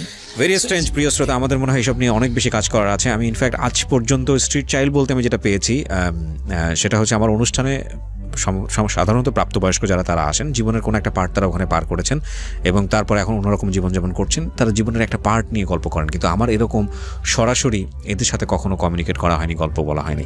আমার কেন জানি মনে হচ্ছে এদের জন্য নতুন করে কিছু করা উচিত রেডিওতে। আমি অবশ্যই মাথায় রাখছি, বাকিটুকু তাওয়াক্কুল তো আল্লাহ। প্রিয় শ্রোতা, আপনাদের সবার জন্য একটি বিশেষ অ্যানাউন্সমেন্ট, সেটা হলো যে বইমেলায়, এবারের বইমেলায় জীবন গল্প পার্ট 1 বইটি এসছে। বইটির মূল্য ধরা হয়েছে মাত্র 200 টাকা এবং এই বইটি অবশ্যই আপনারা সংগ্রহ করবেন এই কারণে যে বইয়ের প্রথম গল্পটা প্রত্যেকটা মানুষের জন্য ইম্পর্টেন্ট। এবং আমি চাইতো বিশেষ করে ভ্যালেন্টাইন ডে সামনে, তারপরে আরও বিশেষ বিশেষ দিবস আছে, তো আপনি চাইলে বইটি উপহারও দিতে পারেন। বইটি আপনি যেখান থেকে আমরা তত কিছু মনে করতাম না, যেটুকু দিতেন ওইটুকুই সন্তুষ্ট থাকতাম। আর আমাদের ফ্যামিলিটা অনেকটা হ্যাপি ছিল, অভাবই হোক বাট সবাই অনেক একসাথে আনন্দে বসবাস করতাম। বাবা হঠাৎ অসুস্থ হয়ে যান, তো উনি নিজে যখন আর কাজ করতে পারেন না, অসুস্থ, তখন কিভাবে পড়াশোনা করাবেন, তো পড়াশোনা অফ করে দেন। আমরা ঢাকায় ছিলাম, বাবা মা ভাই বোন, আমরা ফ্যামিলিটা সবাই একসাথে ঢাকাতেই থাকতাম। পরে যখন বাবা অসুস্থ হয়ে যায়, পরে তো আর কাজ করতে পারে না, ঢাকায় থাকবো কীভাবে, পরে আমরা আমাদের গ্রামে চলে যাই। গ্রামে গিয়ে ওইখানেই একটা স্কুলে ভর্তি করে দেন, ওইখানেই পড়ি, পড়াশোনা করি। মাই মূলত আমাদেরকে পড়াশোনা করান, খরচ যতটুকু দেওয়ার দেন। বাট আমার আরও একটা ছোট ভাই আছে এবং বড় বোন আছে, 3 জনের তো একসাথে পড়াশোনা করানো প্লাস খাওয়া, ফ্যামিলি চালানো তার মার পক্ষে একা সম্ভব না। তো উনি চাচ্ছিলেন যে ওরা ছোট যে আছে ও পড়াশোনা করুক, বাট আমার আপুর বিয়ে হয়ে যায়, আমার আপুর ছোট বয়সে বিয়ে হয়ে যান। তো ওনারা চান যে আমি তখন ক্লাস 6-এ পড়ি, চান যে আমাকেও বিয়ে দিয়ে দিবে। বাট আমি যখন ছোট ছিলাম আমার বাবা সবসময় বলতো যে পড়াশোনা করে ডক্টর হবা। আমি ভাবতাম যে না, আমিও ডক্টর হবো, ছোটবেলা থেকেই স্বপ্ন। তো সেভাবে পড়াশোনা করতাম, আমার ক্লাসে সবসময় প্রথম নইলে দ্বিতীয় হতাম আর কি। আর আমার অঙ্ক সাবজেক্টটা অনেক ভালো লাগতো, আর টিচাররাও আমাকে অনেক ভালোবাসতো, এই কারণে আমার পড়াশোনার প্রতি আরও বেশি আগ্রহ ছিল। পরে যখন মা বললো যে পড়াশোনা করার দরকার নেই, পড়াশোনা এই পর্যন্তই থাক, বাট আমার ইচ্ছা যে করেই হোক আমি পড়াশোনা করবো। দেন আমার মাকে বললাম যে আমি পড়াশোনা করি, বলে কীভাবে করাবো, একসাথে কয়জনকে করাবো। পরে এখন আমি আমার আপু যে আছেন শ্বশুরবাড়িতে, ওইখান থেকে ভাবলাম যে ওইখান থেকেই পড়াশোনা করব। পরে মা বলে যে না, বিয়ে দিয়ে দিবে। বাট গ্রাম অঞ্চলে এটা আছে যে অল্প বয়সে বিয়ে দিয়ে দেয়, বাল্যবিবাহ, কিন্তু আমি কখনোই ওগুলো চিন্তাও করিনি, কারণ আমার সবসময় মাথায় থাকতো যে আমি ডক্টর হব, যে করে হোক ডক্টর হতেই হবে। আমার আপুর বাসায় গেলাম যে ওইখান থেকে পড়াশোনা করব। পরে আপুর বাসাতে পড়াশোনা প্রায় 1 বছর পড়াশোনা করি, বাট ওইখানে পড়াশোনা করতে অনেক ঝামেলা হয়, কারণ আমার আপুও তেমন সচ্ছল পরিবারে বিয়ে হয়নি। তো ওইখানে পড়াশোনা করতাম, কিন্তু তার স্বামী এবং তার শাশুড়ি যে ছিলেন তারা তো সহজেই অন্যর মেয়েকে আবার ওইখান থেকে পড়াশোনা করাবে না, বা টাকা পয়সা যতটুকু লাগে সাপোর্ট কখনোই দিতে চায় না, বাট দিবেও না। একটা ফ্যামিলি থেকে যখন দিতে চায় না, ফ্যামিলি থেকেই যখন বাইরে চলে আসতে হয়, তখন আমার বোনের শ্বশুরবাড়ির ফ্যামিলি কিভাবে আমাকে সাপোর্ট করবে। তারা আমাকে পড়াশোনা করাচ্ছিল বা করতাম। আমি যে প্রাইভেট পড়তাম বা ওইখানে পড়াশোনা করতাম, আমার রেজাল্ট ভালো ছিল জন্য বা ক্লাসে ফার্স্ট ছিলাম জন্য টিচাররা বলতো যে তোমাকে দিতে হবে না, তোমারটা ফ্রি, তুমি পড়বা, কিন্তু তুমি ভালো রেজাল্ট করো। তো সবসময় আমি ভালো স্টুডেন্ট ছিলাম, ক্লাসে আসলে স্যার আগে বলতো সুমি কি আসছে, আমি বললাম জি স্যার। সবাই আর কি অনেক ভালোবাসতো। পরে ওর আমার আপুর যে শাশুড়ি ছিলেন, উনি মানসিকভাবে হোক শারীরিকভাবে হোক বিভিন্ন টর্চার করতেন বা অত্যাচার করতেন। আমার ওগুলো সহ্য হতো না, অল্পতেই যদি আমাকে বকা দিত বা মারধর করতো আমার খুব খারাপ লাগতো, কান্না করতাম। আমার ইচ্ছা যে আমি পড়াশোনা করতেছি, আমি তো কোনো খারাপ কিছু বা কোনো কিছু করতেছি না, পড়াশোনা করতেছি। আর যদি ফ্যামিলিতে কোনো কাজ করা লাগে, যে ঘরের যে কাজ আমি করব, কিন্তু আমাকে কেন পড়াশোনা করতে দিবে না। রাতে পড়তাম, তেল শেষ হয়ে যাবে, কেরোসিন তেল অফ করে দিত, পড়তে দিত না। পরে আমি ভাবতাম কেন পড়তে দিতেছে না, আমি তো কোনো ক্ষতি করতেছি না, পড়তেছি। এমনিতেও দেখা যায় খাবার সময় বা এমনিতেও বাতি জ্বলতেছে, এখন আমি পড়লে কেরোসিন শেষ হয়ে যাবে, এই কারণে লাইট অফ করে দিবে বা বাতি নিবে দিত। তো আমি খুব ভোরে উঠতাম, আর যখন খেতে বসতাম তখনই পড়তাম, বা সকালে উঠে অনেক ভোরে উঠে পড়তে বসতাম। তো কিন্তু ওনারা যে অত্যাচারটা করতো বা স্কুলে যেতাম বিভিন্ন, ওর শাশুড়ি এবার দেখা গেল কি বিভিন্ন নেগেটিভ কথা বলা শুরু করলো। আচ্ছা। আর আমার আপুর স্বামী যে ছিল উনি যে আমাকে একটু সাপোর্ট করবেন, উনি কিন্তু একাই ছিলেন আর ভাই বোন ছিলেন না, তবুও যে উনি যে আমাকে সাপোর্ট করবেন বোনের মতো তাও করতো না। বলতো নিজে বাবাই দেখেন আর আমি কি দেখবো, উনি Okay. দেখতো না। উনি কখনো বলতো না যে 5টা টাকা দিলাম কিছু খাস বা কিছু লাগলে কিনিস। আমার যে স্কুল থেকে যা স্যার আমাকে বলতাম স্যারদের সব ওনারা আমাকে দিত, তো ওইভাবেই চলতাম। কিন্তু ওর শাশুড়ি একদিন ভালো অত্যাচার করলো বলে, একদিন হঠাৎ ওর শাশুড়ি মারা যান। তখন আপুর স্বামী আর আমি, কিন্তু যত আপুর স্বামী হোক সে আসলে হয়তো বা আমাকে সেইভাবে কখনো বোনের চোখে দেখতো না। আচ্ছা। উনিও ওনার ব্যবহারে বা আচার আচরণে দেখা যেত যে অন্যরকম আর কিভাবে দেখতো। আমি যেটা বুঝতে পারছি যে তোমার কাছে যেটা মানে অস্বস্তিকর মনে হতো সেরকম একটা কোনো আচরণ সে তোমার সঙ্গে করার চেষ্টা করছিল। আচ্ছা, হ্যাঁ, তারপর? তো ওনার ওই আচরণটা আমার কখনোই কোনো সময় ভালো লাগেনি। আর আমার কাছে অনেক বিরক্তিকর লাগতো যে কেন আমাকে বোনের মতো দেখতেছে না, বোনের মতো দেখতো না, রিয়াক্ট করতো। তখন ভাবলাম দেখ এখান থেকে চলেই যাই, পড়াশোনা করবো অন্য কোথাও গিয়ে। ঢাকায় তো আছে যে মানুষ কাজ করতেছে প্লাস পড়াশোনা করতেছে, আমি ওইখান থেকে পড়াশোনা করি। পরে ওইখান থেকে আমি চলে আসি ঢাকায় একটা ভাইয়ার মাধ্যমে। উনি অবশ্য অনেক ভালো ছিলেন, দেখতাম যে যখন ওর সাথে কথা বলতো এমনিতেই ভালো। পরে ওনার সাথে চলে আসি, এসে ঢাকা থাকি। পরে ওইখানে আসলাম আমি মূলত পড়াশোনা করার জন্য, বাট এমন হলো কি উনি আমাকে পড়াশোনা করাচ্ছে না, কাজ করতেছি ওনার বাসায় বা আমার কাজ করতেছি। তো পড়াশোনা করতে গেলে তো টাকা পয়সা লাগবে, অন্য আমার নিজের ফ্যামিলি স্যার অন্য কেউ কি আমাকে টাকা পয়সা বা পড়াশোনার টাকা দিবে? চলে আসলাম, বলে কি যে তুমি গার্মেন্টস করো। আমি বললাম গার্মেন্টস করে কিভাবে পড়াশোনা করবো, ওইখানে কাজই করবো না পড়াশোনা করবো? পড়াশোনাই করবো। বলে যে তাহলে তুমি তোমার টাকা অ্যারেঞ্জ করে পড়াশোনা কিভাবে করবে? আমি কি না কাজের ফাঁকে ফাঁকে তো পড়াশোনা করা যায়। কয় কি সেটা সম্ভব না, তুমি যদি বড় হতাও বা কলেজ ভার্সিটিতে পড়তাও তখন তুমি পড়াশোনা করতাও প্লাস জব করতাও, কিন্তু এখন তো তুমি ছোটো, কিভাবে পড়াশোনাও করবা জব করবা? পরে আমি বললাম কি হয় হোক, বাট আমি কাজ করি বা কি করি কিন্তু আমি পড়াশোনা করতে হবে, ডক্টর হবই। আমার ছোটবেলা থেকে স্বপ্ন ডক্টর, সবসময় মাথায় থাকতো যে ডক্টর হবই। তারপর ওখানে দেখলাম যে না ওইখানেও কোনোভাবে আমাকে সাপোর্ট দিতেছে না। পরে এখান থেকে চলে আসি যে দেখ তুই এখানে থাকবোই না, নিজের ইচ্ছা মতো আর কি। ওখান থেকে চলে আসি যে না যেখানে যাই না কেন এমন জায়গায় যাব যেখানে আমাকে বুঝবে এবং আমাকে পড়াশোনা করার জন্য হেল্প করবে।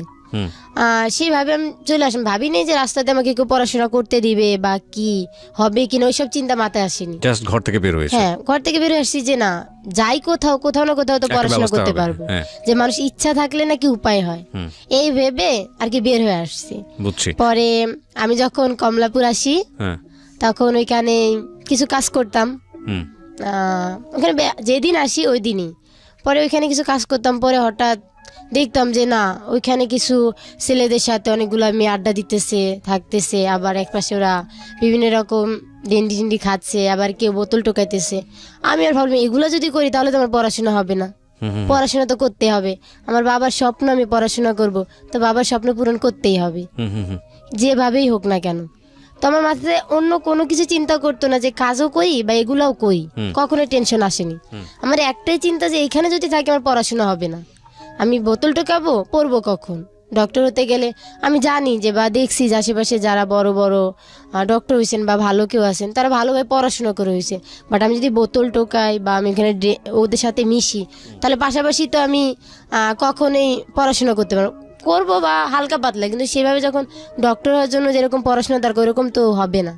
পরে ওইখানে বসে বসে ভাবতেছিলাম কি করব, মন খারাপ যে না শেষ পর্যন্ত কি বাবার স্বপ্নটা মিথ্যা হয়ে যাবে, বা আমি ছোটোবেলা থেকে ভাবতাম যে ডক্টর হবো, ওটা হইতে পারবো না। ভালো স্টুডেন্ট হওয়ার সত্ত্বেও টিচার সবসময় বলতো তোমার স্বপ্ন পূরণ হবে, যেটা ইচ্ছে এটা হইতে পারবা যেহেতু তুমি ভালো স্টুডেন্ট। সব সময় টিচার আমাকে নিয়ে গর্ব করতো আর বলতো যে না তুমি পারবা। আমি দেখা যেত ছবি আর্ট করতাম, ছবি আর্ট করাতেও ফার্স্ট হতাম, পড়াশোনা ফার্স্ট, খেলাধুলার সময় দেখা যেত কোনো কোনো গিফট থাকতোই। তো আমার ওই থেকেই স্বপ্ন যে সবাই যখন উৎসাহ দেয় তার মানে আমি পারবো। তো ওইখান থেকে বসে বসে কান্না করতেছি, মন খারাপ বসে আছি। তখন আমাদের লিডার টিম এখানে যান, গিয়ে বলতেছে তুমি এখানে বসে আছো কেন? আমি এই তো এখানে বসে আছি, আমি কাউকে চিনি না আর সবাইকে দেখতেছি কেউ এখানে ছেলেদের সাথে আড্ডা দিতেছে, এক একজন এমনভাবে আড্ডা দিতেছে দেখতেই দৃষ্টিকটু লাগতেছে। তারপর কেউ এখানে ডেন্ডি খাচ্ছে, কেউ বোতল টোকাইতেছে, কেউ কাজ করতেছে, ছোট ছোট মানুষ। তখন আমি ভাবতেছি আমি কি এগুলা করবো? পরে ওনাদের সব বললাম যে এখানে বসে আছি, কিন্তু আমার ইচ্ছা যে পড়াশোনা করব, কিন্তু এখন আমি কি করব, আমি কাউকে চিনিও না বা যাব কোথায়। পরে ওনারা বললেন যে তাহলে তুমি, আমাদের একটা লিডো আছে, লিডো নামে একটা হোম আছেন, ওখানে বাচ্চাদের পড়াশোনা করে, ওরা যা হতে চায় সেই স্বপ্নের দিকে তাদেরকে এগিয়ে দেওয়ার জন্য যা যা সাপোর্ট লাগে সব ওনারা দিবেন।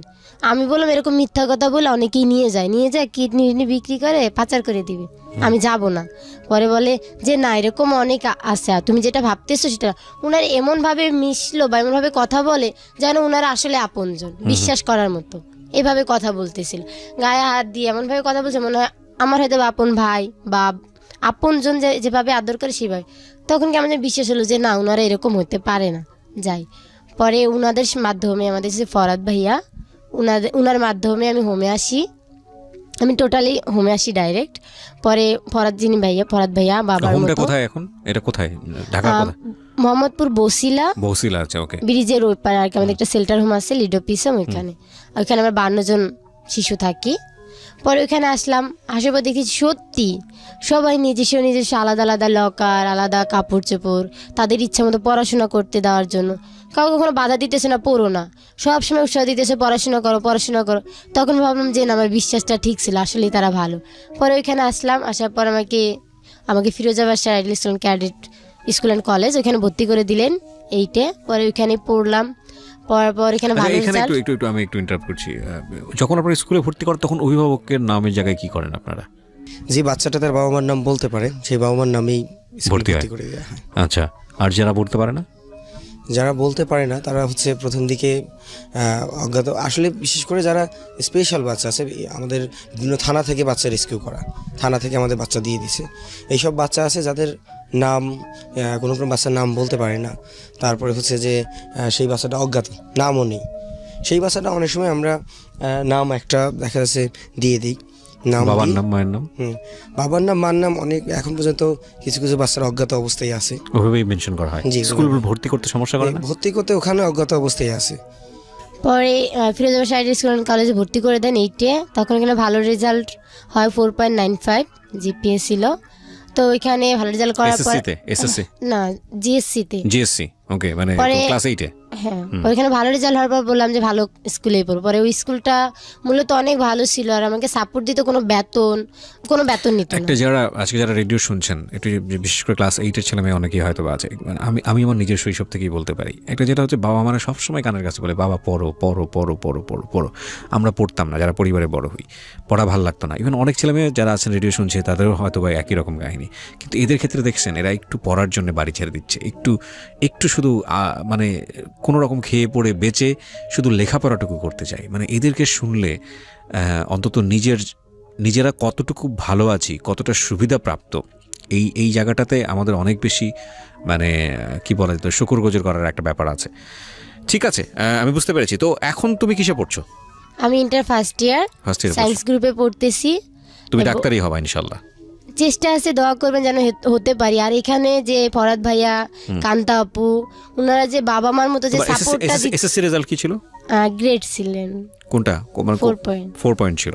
ওকে, আমি দোয়া করি তুমি ডাক্তার হও। তখন অনেক অসুস্থ ছিলাম, গলার ইনফেকশনের কারণে গলার ভিতরে আর কি হয়ে গেছে, কোনো খাবার খেতে পারতাম না, নাক দিয়ে সব বের হয়ে যেত, এরকম ওই সময় পরীক্ষা দিয়েছো? হ্যাঁ, পরীক্ষার সময়।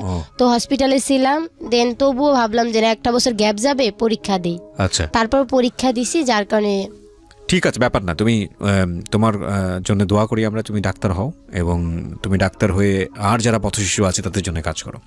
আপনারা দোয়া করবেন যাতে কেউ যাতে পথে না থাকে, আমরা যাতে তাদেরকে হেল্প করতে পারি। নিশ্চয়ই। লাস্টের যে জন, হ্যাঁ, অনেকক্ষণ ধরে চুপ করে বেচারি বসে আছে এবং মনোযোগ দিয়ে আমাদের কথা শুনতেছে। ওকে, তোমার নামটা একটু বলো তো ভাই। আমার নাম মোহাম্মদ রাসেল। কি কাহিনী? এদের মতো তোমার কাহিনী তো নিশ্চয়ই আলাদা, প্রত্যেকের কাহিনী আলাদা। কি হয়েছে বলো তো? আমি যখন ছোট ছিলাম, আমার জন্মের আগে আমার বাবা মারা যায়। আমি আমার মামা মামির কাছে থাকতাম। আমার মাকে আমি দেখিনি, মা কোথায় ছিল তা জানি না, কিন্তু মামা মামির কাছে থাকতাম। ওখানে পড়ালেখা করতাম না, মামা মামিদের কাছে থেকে বাসায় কাজ করতে বলতো, এবং একটু পর পর আমাকে অনেক অত্যাচার করতো, মারধর করতো। এখন এরকম আমি অনেকবার সহ্য করছি। পর আস্তে আস্তে যখন একটু বড় হই, তখন মামা মামিরা আরও অত্যাচার করা শুরু করে। পরে দিয়ে যদি ওনাদের কোনো কাজ যদি না করি তাহলে অনেক মারধর করে। সেজন্য পরে দিয়ে একদিন অনেক মারধর করার শেষে আমি বাসা থেকে পালিয়ে আসি। পালিয়ে যখন আমাদের ওদিকে এই রেল স্টেশন আছে ওদিকে, ওখানে যাওয়ার পরে দিয়ে ভাবছিলাম এখানে থাকবো নাকি কোথায় থাকবো। পরে দিয়ে দেখি ট্রেন আসছে, ট্রেন আসার পরে ওই ট্রেনে উঠে পড়ি। ওই ট্রেন একেবারে আমাকে ওই কমলাপুর রেল স্টেশন আছে, ওখানে আমি 5 মাস যাবত থাকি। ওখানে থেকে আমি বিভিন্ন সময় কুলির কাজ করছিলাম, কুলির কাজ করতাম। যখন কুলির কাজ পাইতাম না তখন দিয়ে এই বিভিন্ন বোতল করে খেতে হতো, বোতল কুড়াইতাম। পরে দেওয়া বোতল যখন পেতাম না তখন মানুষের কাছে হাত জোর করে চেতে হতো। অনেক সময় যাদের কাছে বারবার চাইতাম তারা আবার আমাদেরকে মারধর করতো। মারধর করার এরকম 5 মাস যাবত আমি রেল স্টেশন থাকি। ওখানে থাকার পরে একদিন এই লিডার একটা টিম যায় রেস্কিউ করতে আমাদের। পরে আমাকে ওখান থেকে নিয়ে আসে। ওনারা আমাকে বলে যে তুমি এখানে কতদিন যাবত আছো? আমি বলি যে 5 মাস যাবত। তোমার কি এখানে ভালো লাগে নাকি, এখানে থাকতে মন চায়? আমি বলি যে না, আমার এখানে থাকতে মন চায় না, এখানে আমি ঠিকমতো খাইতে পারি না, ঠিকমতো ঘুমাইতে পারি না। রাত্রে যখন ঘুমাইতে যেতাম, প্ল্যাটফর্মে যখন ঘুমাইতে যেতাম, পুলিশরা এসে মারধর করে বের করে দিত, প্ল্যাটফর্ম থেকে বাইরে বের করে দিত। তখন সারা রাত জেগে জেগে থাকতে হতো, এদিক ওদিক ঘুরে ঘুরে থাকতে হতো। এভাবে পরে দিয়ে আমি ওনাদের কাছে বলি, ওনারা আমাকে আমাকে নিয়ে এই সেতু সেলটায় নিয়ে যায়। সেতু সেলটায় থাকি 2 মাস যাবত থাকি। থাকার পরে দিয়ে ওনারা আমাকে লিডোতে পাঠায়। লিডোতে পাঠানোর পরে এখানে আমি 3 বছর যাবত আছি লিডোতে। এখানে আমি এখন পড়াশোনা করি, এখানে থাকি। এখানে আমি এখন ক্লাস 8-এ পড়ি। ক্লাস 8-এ পড়ো? হ্যাঁ। তো বাড়ি থেকে কোন ক্লাসে থাকা অবস্থায় বের হয়ে এসেছিলে? বাড়িতে পড়াশোনা করতাম না, একদমই পড়াশোনা করতে না। এখানে এসে ভর্তি হও ক্লাস 1-এ? এখানে এসে 5-এ ভর্তি হই। ডিরেক্ট ক্লাস 5-এ ভর্তি হও? আচ্ছা বলেন। হ্যাঁ, এই ক্ষেত্রে হয় কি, আমরা আসলে মানে বয়সটা চিন্তা করি, বয়সের সাথে অনেক সময় হয় না। তো দেখা যায় আমরা আসলে নন ফর্মাল এডুকেশনটা দেই, এবং স্কুলও দেখা যায় অনেক সময় সহায়তা করে যে না 6 মাস করে উঠাই দেই, যেগুলো অন্তত মানে এগুলো আসলে করে আমরা আসলে চেষ্টা করছি। কারণ অনেকের সাথে বয়সের সাথে আপনার ওই ক্লাসটা মিল নাই, কারণ এটা কঠিন হয়ে যায় আর কি। আচ্ছা, সো এই বিষয়টা স্কুলে সহায়তা করে ইয়ের সময়টা।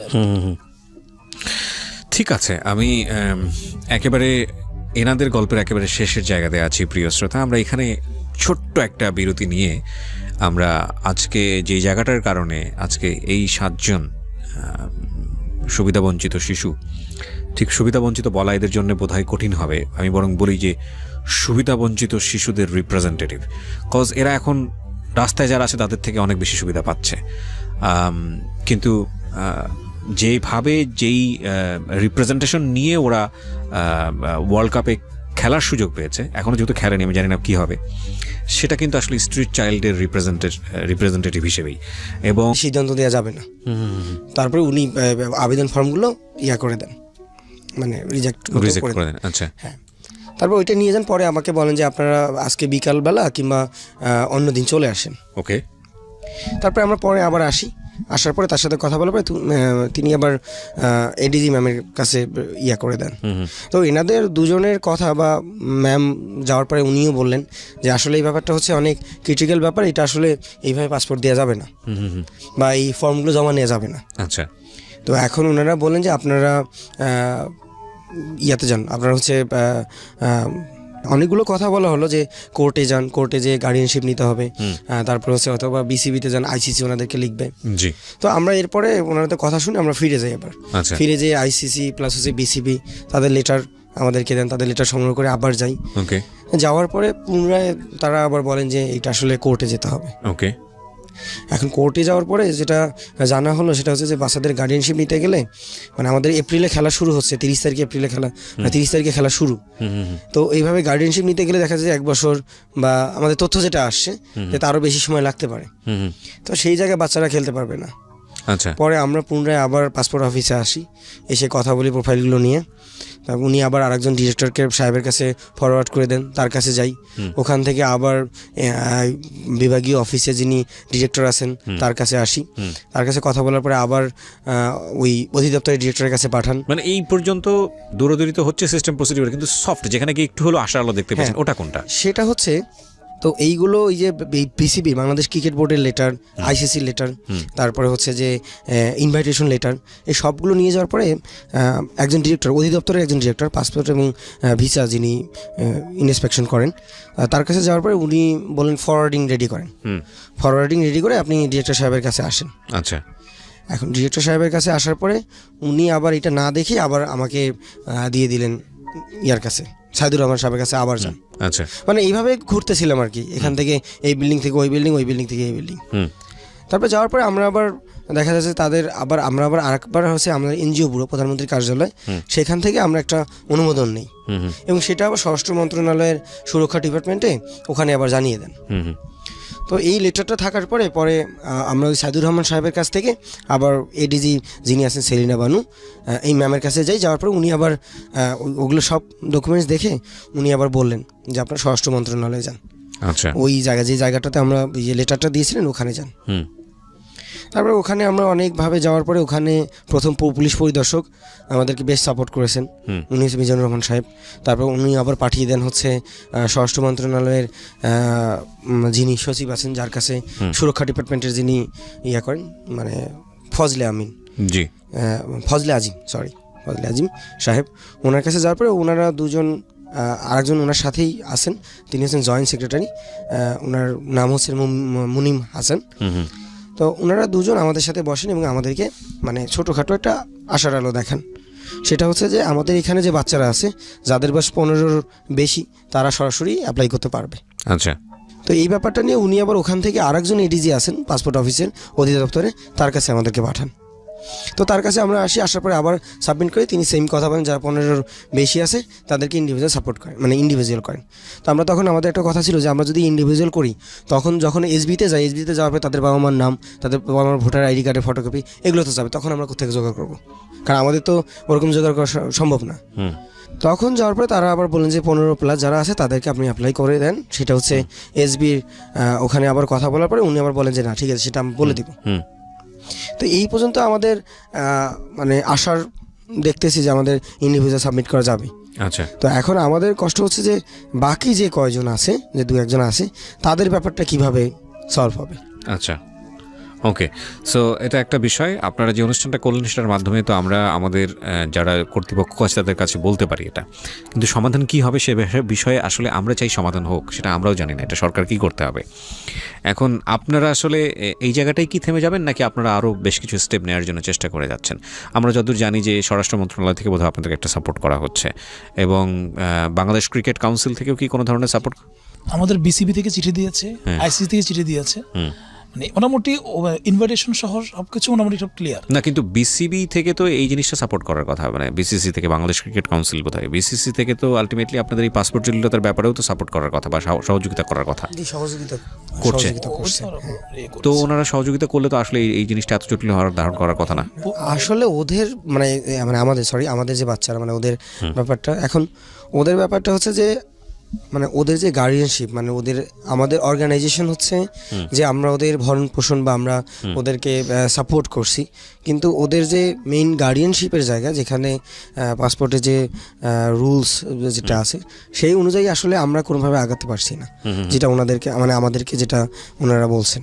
মানে এই যে আইডেন্টিটি ক্রাইসিসটা, এটা কিন্তু একটা বড় প্রশ্ন।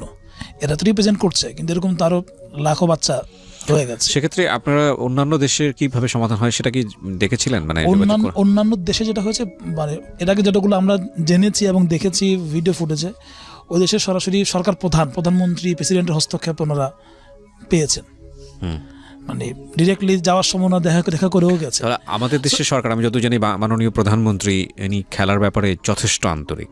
তাহলে আপনারা মাননীয় প্রধানমন্ত্রী বরাবর বাচ্চাদের লেখার চিঠি পাঠিয়েছে, জানি না পৌঁছেছে কিনা, আমরা আসলে দিয়েছিলাম চিঠি, বাচ্চাদেরই বক্তব্য ওখানে ছিল। তো এটা বেশ মাসখানেক আগেই ওরা পাঠিয়েছে। আসলে জটিলতা থাকে। এখন আমরা প্রধানমন্ত্রীর দৃষ্টি আকর্ষণ তো আমরা বরাবরই করে যাচ্ছি, কিন্তু নিয়ম প্রসিডিয়ার মেনটেন না করে গেলে তবে এটা ওনার জন্য বিব্রতকর। আমরা এই জন্য স্বাভাবিকভাবে যতগুলো প্রসিডিয়ার করা সম্ভব সবগুলোতে আমি চেষ্টা করেছি, মানে দপ্তরগুলোতে।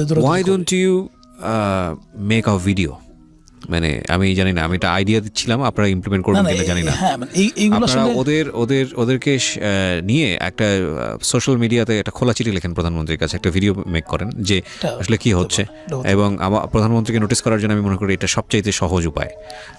এবং আমরা আমাদের অনুষ্ঠানের মাধ্যমে আইডিয়া, আজকে আমার কাছে মনে হলো ওদেরকে পুরো গল্পটা শুনে, আমরা তো ভিডিও দিবই, আমরা দিচ্ছিও, ইনফ্যাক্ট লাইভে যাচ্ছে অনুষ্ঠান চলাকালীন সময়, but this is not that much important.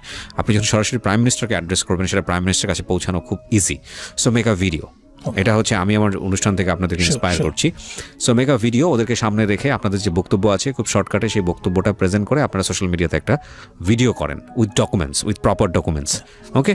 এবং এই ভিডিওটাকে প্রমোট করার জন্য আমাদের অথরিটির জায়গা থেকে আমরা যতটুকু করার আমরা করব। আমার মনে হয় এর চেয়ে সহজ উপায় আর কিছুই নেই। হ্যাঁ, এবং সেটা আপনারা করেন, এবং আমার মনে হয় প্রাইম মিনিস্টার দরপর থেকে খুব দ্রুতই সাড়া চলে আসবে ইনশাআল্লাহ। প্রিয় শ্রোতা, আমরা এই আসার জায়গাটা থেকে আজকের অনুষ্ঠানটা শেষ করতে চাই। আমাদের অনুষ্ঠানের মূল লক্ষ্যটা এটা না যে আসলে ওরা ক্রিকেটে খেলে খুব ভালো কোনো একটা অর্জন নিয়ে আসুক, আমাদের এটা অবশ্যই একটা লক্ষ্য, আমরা চাই এটার একটা সমাধান হোক, কিন্তু আমরা আমাদের অনুষ্ঠান থেকে আরও বড় কিছু আজকের এই অনুষ্ঠানের মধ্য দিয়ে প্রত্যাশা করি। সেটা হলো বাংলাদেশে যত স্ট্রিট চাইল্ড আছে, এটা শুধু ঢাকা শহর কেন্দ্রিক না, বিভিন্ন শহরে আনাচে কানাচে বিভিন্ন জায়গায় আছে, এদের প্রত্যেকের পেছনে একটা গল্প আছে, এবং যে গল্পটা যদি আমরা পুরোপুরি জানি তাহলে আমরা কেউই ওদের সাথে খারাপ আচরণ করতে পারবো না। আমাদের কিছু কিছু জায়গায় মোটা দাগে সন্দেহ আছে